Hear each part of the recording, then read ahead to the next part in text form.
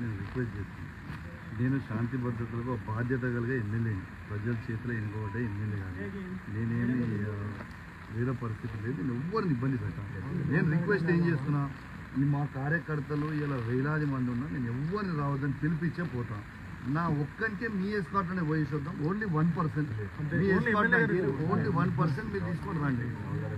శేఖర్, నా రిక్వెస్ట్ ఏంటంటే నేను రిక్వెస్ట్ ఏం చేస్తున్నాను, నేను మీ లా అండ్ ఆర్డర్ని గౌరవిస్తున్నాను, మీ అందరినీ కూడా గౌరవిస్తున్నాను.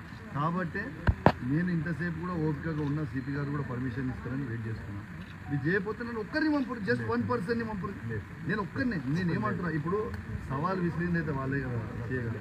నాకు ఒక్క నిమిషం, ఇప్పుడు సవాల్ విసిరింది మంత్రి గారు వాళ్ళ ప్రభుత్వమే. నేనేమంటున్నా, ప్రభుత్వం సవాల్ విసిరింది, నేను స్వీకరించిన మీరు నన్ను ఎస్కాట్లో తీసుకపోండి, నన్ను సింగిల్ పర్సన్ని తీసుకపోండి అని రిక్వెస్ట్ చేస్తున్నా.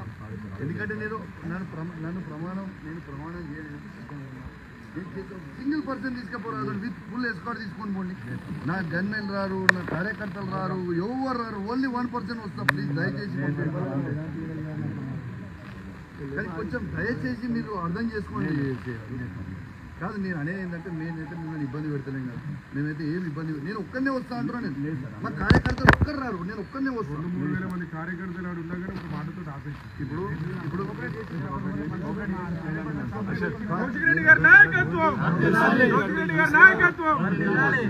రిక్వెస్ట్ దయచేసి, ఇప్పుడు మీ 144 సెక్షన్ ఉంది కదా, 144 సెక్షన్ ఉంది కదా, నేను అర్థం చేసుకున్నా. 144 సెక్షన్లో నేను ఒక్కనే వస్తాను అంటున్నాను, నేను తప్పేముంది.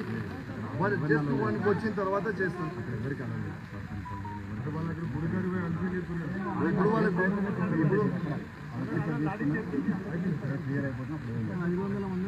రెండోది 100% కానీ నేను రిక్వెస్ట్ ఏం చేస్తున్నాడు, మళ్ళీ అలౌ చేయరాదు, పోయేదేమో. సరే మీరు చేయరు కదా, ఈయన పెడతారా, ఈయన ప్రమాణం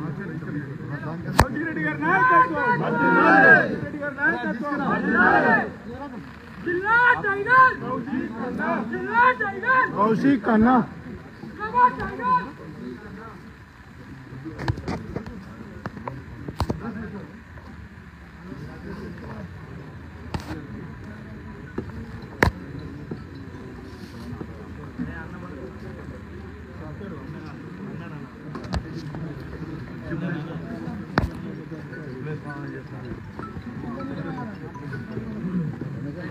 అది ఏడుంది.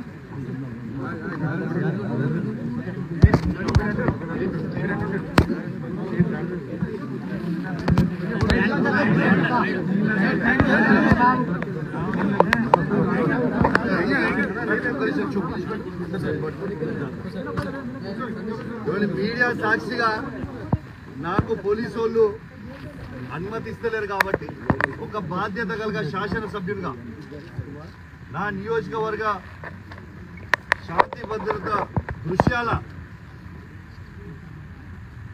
ఇలా అవన్నీ ఆలోచన చేసి చాలా ఓపికగా ఉండి మా బీఆర్ఎస్ పార్టీ కార్యకర్తలు దాదాపు 10,000 మంది ఇలా ఊరూరు నుంచి బయలుదేరుతామని ఫోన్లు చేసిన, నేను వీళ్ళు అరెస్ట్ చేసిన ఎవరిని కూడా తొందరపడొద్దు, మనం బాధ్యత కలిగిన పొజిషన్లో ఉన్నాం ఈ నియోజకవర్గంలో, మీరు ఎవరు రాకుండా నేను ఒక్కనే వస్తా అని చెప్పిన.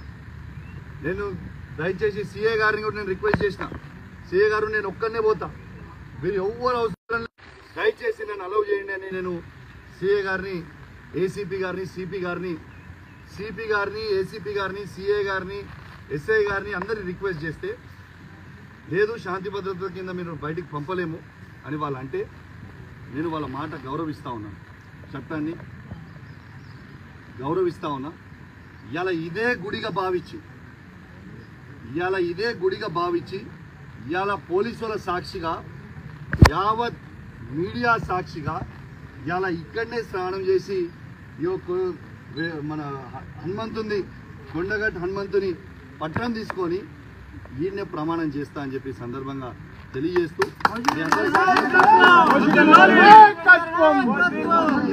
స్నానం చేసిన తర్వాత డీటెయిల్గా మాట్లాడు.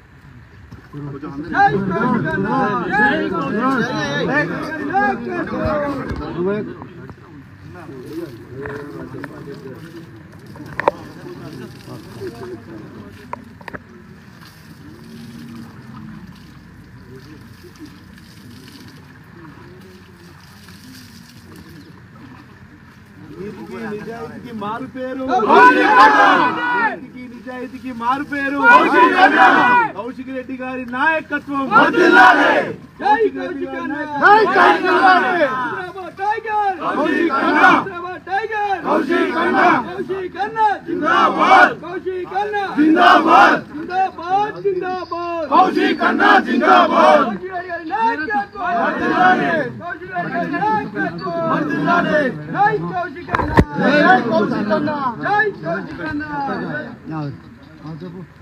యావత్ మీడియా సాక్షిగా ఇలా తడి బట్టలతోని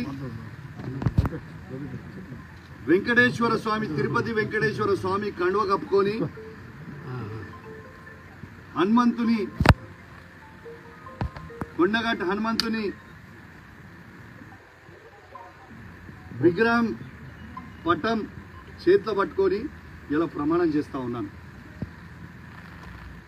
పాడి కౌశిక్ రెడ్డి అనే నేను నా హుజరాబాద్ నియోజకవర్గంలో ఏ ఒక్క అవినీతి చెయ్యలేదని ఆ వెంకటేశ్వర స్వామి సాక్షిగా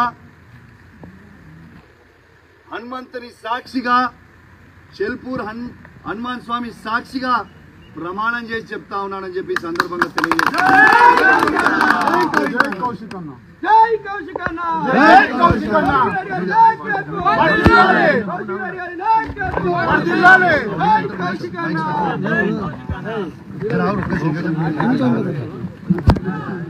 కౌశిక్ రెడ్డి గారి నాయకత్వం కౌశిక్ రెడ్డి గారి నాయకత్వం జై కౌశిక్ అన్న జై కౌశిక్ అన్న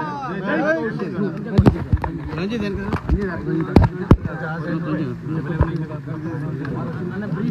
కౌశిక్ రెడ్డి గారి నాయకత్వం కౌశిక్ రెడ్డి గారి నాయకత్వం జై కౌశిక్ అన్న జై కౌశిక్ అన్న జై కౌశిక్ అన్న జై కౌశిక్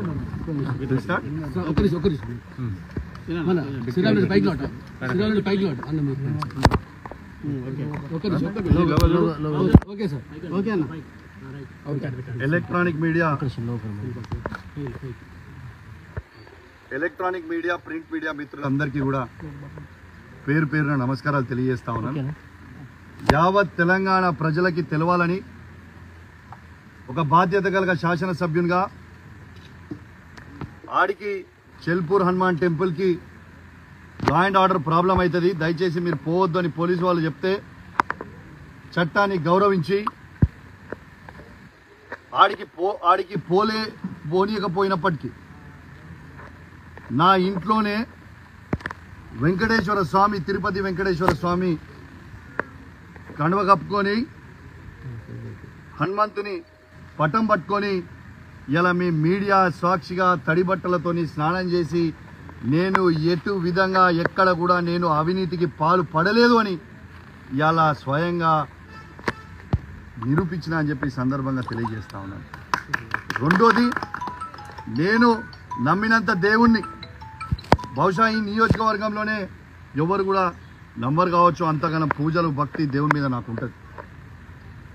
ఇలా నేను ఒక్కటే అడుగుతా ఉన్నాను పొన్నం ప్రభాకర్ గారిని.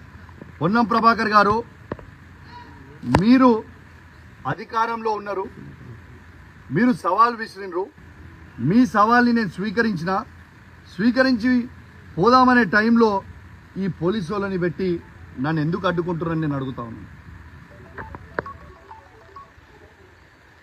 ఇవాళ నా నీతి నిజాయితీని నేను ప్రూవ్ చేసుకున్నా.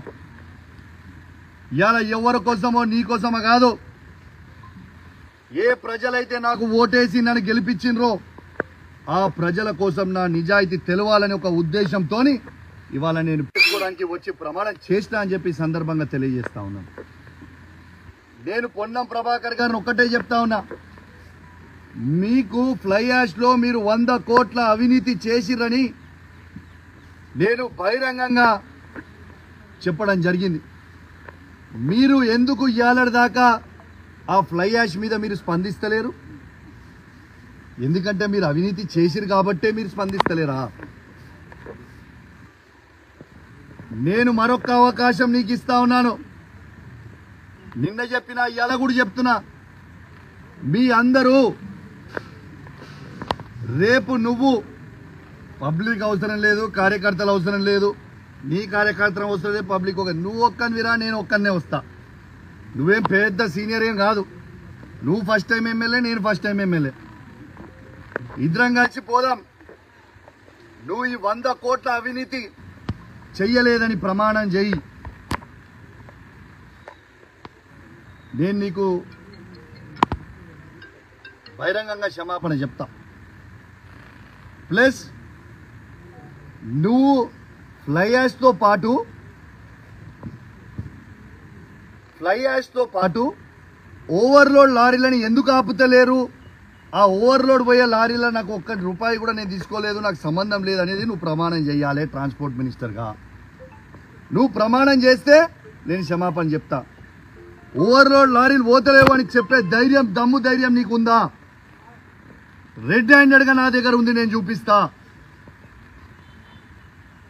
కాబట్టి నేను దయచేసి రేపు కూడా పొన్నం ప్రభాకర్ గారు నాలాగా నేను ఎట్లయితే నా నిజాయితీ నిరూపించుకున్నా ఇవాళ, రేపు పొన్నం ప్రభాకర్ గారు వెంకటేశ్వర స్వామి సాక్షిగా రేపు వచ్చి ప్రమాణం చేస్తారని నేను అనుకుంటా ఉన్నాను.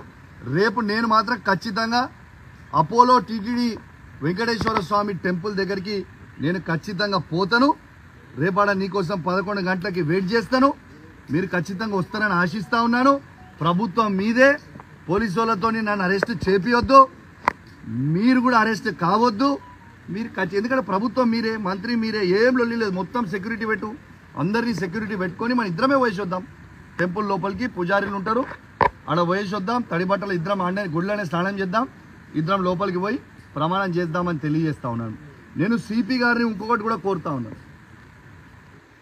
పాపం పోలీస్ వాళ్ళు ప్రజల భద్రత కోసం ఇలా సెక్యూరిటీ విధిస్తే సెక్యూరిటీ ఆడ చేసిరు. దీని లా అండ్ ఆర్డర్ ప్రాబ్లం అవుతుందని అంటే, ఇప్పుడే నేను ఒక వీడియో చూసిన సోషల్ మీడియాలో, ఒకసారి ఆ వీడియో చూడండి. జమ్మికుంట ఎస్ఐ రాజేష్ గారి మీదకి ఏ విధంగా కాంగ్రెస్ గుండాలు ఏ విధంగా ప్రవర్తిస్తున్నారో ఒక్కసారి మీరు చూడండి. నేను దయచేసి సిపి గారిని కోరుతా ఉన్నా, డీజీపీ గారిని కోరుతా ఉన్నాను, ఒక్కసారి మీరు చూడండి ఎస్ఐ గారి మీదకి ఎట్లా పడుతున్నారో. ఖచ్చితంగా కొట్టనికే పోతున్నారు ఎస్ఐని. నేను డీజీపీ గారిని, సిపి గారిని, ఐజీ గారిని కోరుతా ఉన్నా, వెంటనే వీళ్ళందరి మీద చర్యలు తీసుకొని రిమాండ్ చేయాలి, చట్టాన్ని గౌరవించాలి. ఎందుకంటే ఆ ఘోరమైన చట్టానికి లోబడే ఉండాల్సిన పరిస్థితి ఉంటుంది. కాబట్టి ఎవరెవరైతే ఇవాళ పోలీసు వాళ్ళ మీదకి తిరగబడ్డారో వాళ్ళందరి మీద కేసులు చేయండి అని